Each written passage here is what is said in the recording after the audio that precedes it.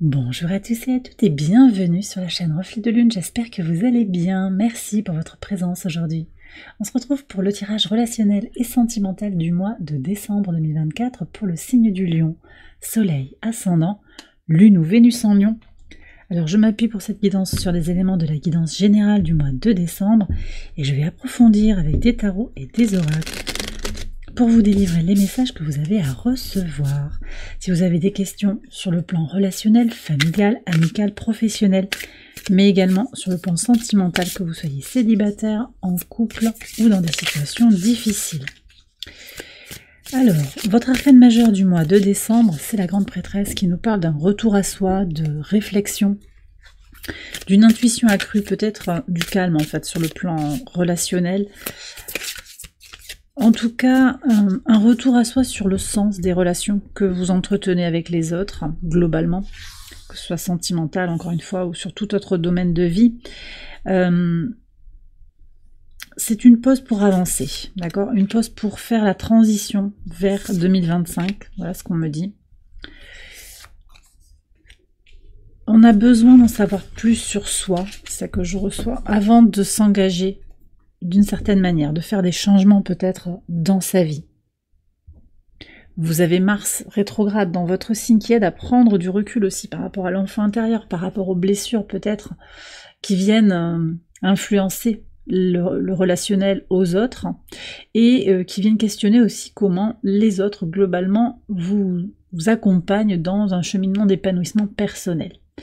Alors, on va regarder ce qui se joue dans l'entourage proche. 3 de bâton, il y a un désir d'expansion, peut-être un désir de faire de nouvelles rencontres qui vont venir. On va regarder avec les archétypes aussi qui vient vers vous sur cette fin d'année 2024. Une envie d'aller voir ailleurs aussi pour certains, ou de renouveler un relationnel existant. Qu'est-ce qu'on a? On a le 2 de coupe, ouais. Alors je sens que vous aspirez à des relations plus authentiques, des relations aussi qui vous connectent à votre vérité intérieure parce que vous vous connaissez de mieux en mieux. Pour certains aussi, on m'annonce des rencontres, des retrouvailles, quelque chose de positif de toute façon. 3 de bâton, 2 de coupe là pour du relationnel, pour moi c'est très très positif. On me dit d'aller tirer une carte sur qui vient vers vous. Qu'est-ce qu'on a? Le 7 de bâton. Ok, on verra après. Ici, on donne un bélier. On donne bélier en premier. Bélier, peut-être un natif du lion. Un sagittaire aussi. Il y a peut-être quelque chose autour de la pleine lune en sagittaire également. D'une rencontre, c'est possible. Rencontre, retrouvaille encore une fois. En tout cas, je sens des énergies très positives. Donc, peut-être que vous allez tourner le dos à certaines relations aussi parce qu'elles ne vous nourrissent pas. Vous aspirez à autre chose. Vous avez envie d'expansion. Il y a peut-être vous programmez un voyage, vous sentez que vous avez besoin de vous renouveler en fait dans les rencontres, dans le relationnel. Sur la vie sentimentale à proprement parler, je vois des stabilisations, alors peut-être une assise plus grande, une confiance en vous accrue, un besoin aussi de célébrer la vie, de voir le côté positif dans votre vie sentimentale, que vous soyez en couple ou célibataire. Possiblement avec les fêtes de fin d'année aussi, il peut y avoir des retrouvailles, une réunion, une célébration. Qu'est-ce qu'on a ici? 5 de denier. Il y a quelque chose qui change de toute façon dans votre vie, très concrètement, avec peut-être une peur d'être abandonné qui peut se dissiper, je pense. Quelque chose est en train d'évoluer fortement dans votre vie de couple ou dans votre positionnement. Si vous êtes célibataire ou dans une situation qui est un petit peu ambiguë, les choses changent avec vraiment une recherche de stabilité. Mais ça passe par cette compréhension très intime de soi-même, du temps pour soi, pour opérer des transformations intérieures qui sont importantes. On va aller regarder les situations compliquées. Alors là, le pendu, j'ai le sentiment que cette situation qui est un peu difficile, qui vous demande de la présence, ça évolue peut-être lentement, très lentement sur cette fin d'année. Qu'est-ce qu'on a ici? 9 de bâton. Alors, il peut y avoir un petit peu de toxicité, quelqu'un qui traîne la patte pour régler les problèmes, débloquer les situations, avancer. Vous allez ressentir le besoin de poser vos limites et de vous protéger en fait par rapport à cette relation. dans tout ce qu'elle a de difficile. Alors, il peut y avoir aussi quand même des nettoyages, des purifications par rapport aux peurs, aux blessures qui sont réactivées. Hein, vous voyez, les peurs qui sont réactivées, les blessures qui sont révélées. Il peut y avoir quelque chose comme ça, mais vous allez avoir aussi le besoin de vous protéger sur cette fin d'année, de laisser faire aussi quelque chose sur le plan énergétique. Ouais. Vous posez des limites à cette personne. C'est quelqu'un de fuyant un petit peu. Je ressens ça. Alors, on va aller regarder aussi avec les archétypes. On va voir qui vient. Déjà, j'ai regardé là qui vient vers vous. Et puis, avec les archétypes, on va regarder aussi ce qui se joue par rapport à cette situation compliquée. Qu'est-ce qu'on a ici? Alors... on va regarder d'abord qui vient vers vous. Donc je vous disais, j'ai Bélier déjà, Bélier, Lion, Sagittaire, surtout Bélier. Ça peut être une personne assez déterminée, quelqu'un qui a potentiellement eu son lot de souffrances, de difficultés, mais c'est quelqu'un de très combatif, de très déterminé à avancer sur son chemin. Qu'est-ce qu'on a? On retrouve la grande prêtresse. Alors, c'est possible que vous rencontriez une ou plusieurs personnes, aussi je sens peut-être une communauté, qui sont dans le même cheminement intérieur que vous aussi. On me donne le signe des poissons et du cancer également par rapport à cette énergie. Une personne ou un groupe de personnes intuitifs et qui ont des vécus, on me parle d'alter ego aussi, donc des personnes qui... oui, il y a vraiment une expérience partagée en fait que je ressens. Qu'est-ce qu'on a ici? Cette de denier. Énergie du taureau ici. Taureau, Vierge, Capricorne, on a des signes de terre hein, qui arrivent vers vous aussi. Alors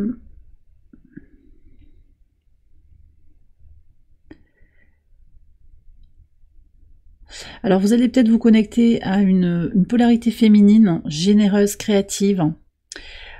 Qui a quelque chose à donner. Peut-être quelqu'un aussi qui attend un bébé, hein, ça peut être aussi une énergie comme ça, ou qui travaille sur un projet qui est un peu le fruit de ce qu'elle a généré. Cette personne, alors polarité féminine surtout, j'ai beaucoup d'intuition, beaucoup d'énergie, de douceur en fait qui arrive vers vous. Une personne qui a envie aussi de construire quelque chose avec vous peut-être, hein, avec l'as de denier, mais qui est réservée, qui vous dit peut-être pas, alors vous connaissez peut-être déjà cette personne plus ou moins, elle aimerait faire quelque chose avec vous, elle aimerait avoir un projet avec vous, simplement, elle ose peut-être pas, elle se protège aussi. Et il y a un effet miroir, on me dit aussi que c'est peut-être vous qui n'osez pas vous engager trop franchement avec cette personne. Bon, vous verrez si ça vous parle. Ça peut être professionnel, ça peut être aussi pour des projets avec des amis, ça peut être une personne que vous rencontrez dans un groupe d'amis aussi, qu'on vous présente sur la fin de l'année. Hein. On va aller voir. Quels conseils on a là par rapport à ces rencontres? Ouais, 3 de bâton. Voilà. Donc voyagez, bougez, ouvrez-vous au potentiel en fait de rencontre. Hein, tout simplement, si on vous invite, allez-y, faites. Hein, si ça vous parle, si c'est ajusté, si vous êtes dans les bonnes énergies. Ouais, continuez ce travail d'exploration intérieure, mais aussi extérieure. D'accord. Sur les situations compliquées, qu'est-ce qu'on a? On a le roi, on a le moine, la sœur et l'enfant blessé. Waouh.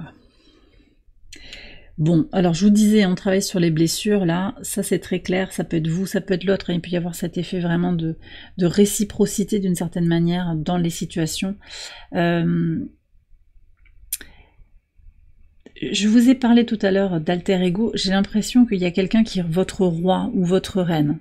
Polarité masculine, polarité féminine, c'est quelqu'un que vous admirez, ou l'autre vous admire aussi. Il y a une énergie très puissante en fait de pouvoir aussi. Pas de pouvoir négatif, mais c'est quelqu'un qui représente votre tout, quelque part. Sauf que, je vous ai dit, en fait, ce qui est en train de se passer par rapport à cette situation qui est compliquée, qui bouge pas forcément, c'est très positif en fait que vous mettiez vos limites, hein, parce que vous vous priorisez.